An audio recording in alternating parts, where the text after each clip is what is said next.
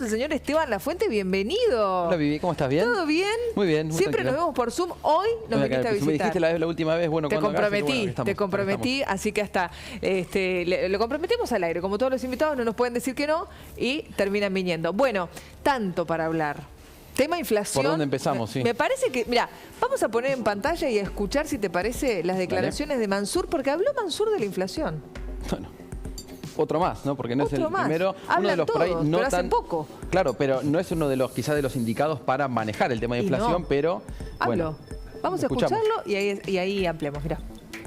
Nosotros seguimos trabajando, mirando hacia adelante, tenemos un plan de gobierno, hay una direccionalidad clara, hay un norte claro, el rumbo sabemos cuál es y bueno, y todos los días dar un paso más en la dirección que tenemos prevista. Una economía tan debilitada como la Argentina, producto de lo que todos ya sabemos, obviamente que le impacta y le impacta mucho más. Tuvimos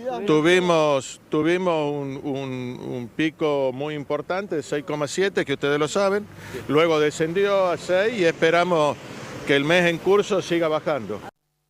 Personas que hablan todo el tiempo con la prensa. Bueno, ahora hay dos. Porque, bueno, sí. No, Aníbal Fernández, sí. ¿O no, Esteban? Que todo el tiempo recibe a nuestros colegas. Y ahora Mansur. Pero Mansur hablando de inflación no me cierra. Levantó el perfil, en realidad, sí.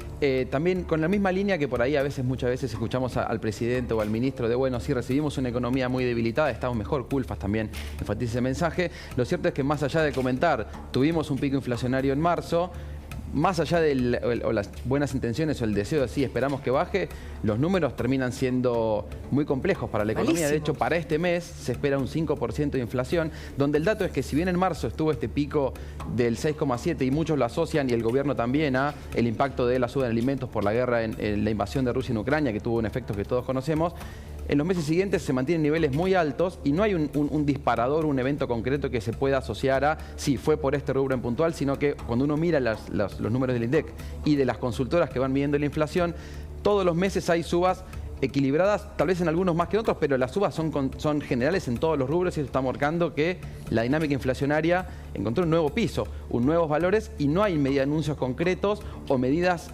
puntuales que uno puede decir, bueno, sí, a partir de ahora el plan se concentra en este tema o este tema. De hecho, el dato es que ayer se concretó en la primera operación del fideicomiso del trigo, que no sirve para nada. Y que aparte fue casi la única medida que se anunció en el marco del anuncio de la guerra contra la inflación que empezaba ese viernes, ¿te acordás? Bueno, casi 2 meses después recién empezó a funcionar, cuando los efectos de la suba en los precios lo vimos en los últimos 2 meses. El precio del pan no bajó, ¿eh? No tuvo ningún efecto, muy acotado. Por eso mostrando que la dinámica inflacionaria requiere más allá de más que estas declaraciones que estamos escuchando. ¿Y la proyección de la inflación núcleo, la nueva, cuál es? Estuvo por encima, de hecho ese es el otro dato, Ale, que la inflación núcleo, más allá de los valores puntuales de cuestiones de regulados o el impacto de tarifas, se aceleró en el último mes y esto está mostrando que cruza otros valores, sobre todo vive la cuestión de los alimentos, que cuando uno mira, lo comentamos semana a semana, en el consumo de los hogares, impacta sobre todo en los de menos ingresos que destinan la mayor parte de sus recursos a bienes esenciales o de consumo más elemental. Y además que tienen que elegir qué comer, con qué alimentarse, y hay muchos chicos que están malnutridos, esto lo venimos diciendo, porque claro, bueno, la gente compra lo que puede comprar y así alimenta a los chicos con lo que tiene y con lo que puede. Defiende cada vez que puede Aníbal Fernández al presidente de la Nación. Mirá, vamos a escucharlo. Todo el mundo tiene un trabajo por hacer y todos vamos hacia el mismo objetivo. El que no esté de acuerdo con esa situación, lo dijo el jefe de gabinete en la reunión de gabinete, pues, se saca la camiseta, alguna vez se lo dijo Juan Perón a algunos diputados, se saca la camiseta que perderemos un voto, ¿qué va a hacer? Pero dice que tienen puesta la camiseta titular en el gobierno entonces. Yo siento que sí, no veo a nadie que desentone y el que no esté de acuerdo se tiene que ir. Juega Aníbal Fernández en el gabinete de Alberto. Y dentro de las figuras de lo que son el albertismo es tal vez la voz más intensa, más fuerte en defensa de Alberto y con críticas muy importantes o a la defensiva frente a los embates que viene recibiendo desde la Cámpora, la figura tal vez de Andrés Larroque como el dirigente de mayor crítica cada vez más explícita, Máximo Kirchner también, criticando no solo al presidente, sino también al ministro Guzmán y su política, su acuerdo con el FMI. Bueno, Aníbal Fernández es en este juego de declaraciones el funcionario que asumió la bandera de defender a Alberto Fernández en un gobierno que tiene cada vez más expuestas las diferencias y que eso termina bloqueando la gestión porque ya no las tapan las diferencias. Exactamente, están cada vez más visibles. En esta misma entrevista que fue antes de la reunión del gabinete completo, que fue convocada por Mansur, Aníbal Fernández incluso criticó el discurso de Cristina Kirchner en Chaco. Dijo que no le había gustado ese discurso, que no lo había nombrado al presidente. O sea, dio una crítica directa para Cristina Kirchner, algo que dentro del gabinete de Alberto no solían hacer hasta que, bueno, empezaron las primeras respuestas de parte de Culfas, de Guzmán, de los funcionarios más relacionados al área económica, ¿no?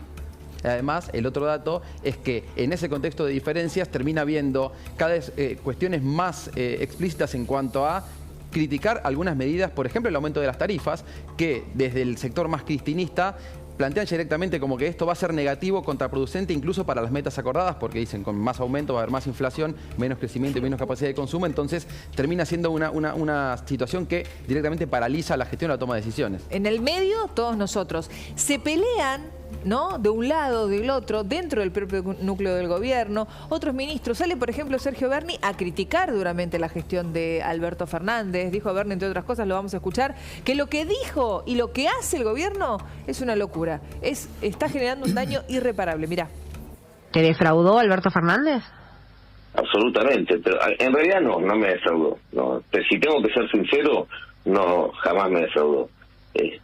No me defraudó porque no esperaba otra cosa más que esto, y por lo tanto fui crítico desde el primer día. Yo recuerdo que las primeras semanas que asumió, yo ya marcaba fuertemente la diferencia y todo el mundo me decía que estaba loco, porque era sobre todo cuando fue la pandemia, que era un presidente que tenía el 90% de aceptación, y los que hoy se atreven a levantar la voz en aquel momento me decían que estaba loco. Bueno, se acordaron tarde y el daño que generó ya es prácticamente irreversible. Habla Berni de daño irreversible y habla de sentirse defraudado. Bueno, por supuesto, Aníbal Fernández recogió el guante inmediatamente y le contestó a Berni. Ayer Berni dijo que este gobierno defraudó a la gente. ¿O qué responde usted? No, bueno, Sergio es así. No. Sergio es así. La pobreza no es verdad lo que dice. Los números son... Hay que ir al INDEC y mirarlos. Y se darán cuenta que nosotros no generamos los 4 años de la catástrofe macrista, no generamos los 2 años de la pandemia, no generamos la guerra en Ucrania, no generamos un montón de otras cosas. Es muy fácil ponerse cómodo y decir semejante cosa, ¿no? Sergio es así, dijo Aníbal Esteban. Es significativo porque el concepto, dice Berni, daño irreversible, es lo que el kirchnerismo muchas veces le adjudicaba al gobierno de Macri. Exacto. Entonces es como una escalada. Es el juego de la bomba, ¿viste? Que se lo pasan y dicen, no, yo no la quiero tomar la voz porque en cualquier momento esto estalla. Y que uno te dice, esto no es así, mirando el número del INDEC, pero a mí me llamó la atención la dureza con la que va escalando este conflicto interno del gobierno, que fue un montón de toma de decisiones y que termina mostrando que no hay un rumbo claro y que eso después, entre otras cosas, se muestra con un dato de inflación que al no haber expectativas claras, ni siquiera de mediano plazo, sino de corto plazo, empieza a ser un horizonte como mucho más difuso.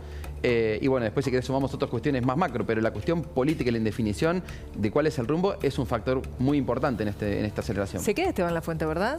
Cuando quieras. ¿Contó la cantidad de días que hace que Cristina y Alberto no se hablan? Pero Alberto dijo en la última entrevista que él, cuando tiene que hablar con Cristina, habla. ¿Tenemos que creerle o no? ¿Vos decís? No, yo no. A mí ¿Vos me decís? No sé. No me consta que se llamen por teléfono o se envíen un WhatsApp. Bueno, Federico Álvarez es abogado, Ale Casar, porque nos ilusionamos todos. Yo cuando leí la noticia dije, bueno, listo, sacamos pasajes para ir a Qatar, nos vamos todos al Mundial, ¿no?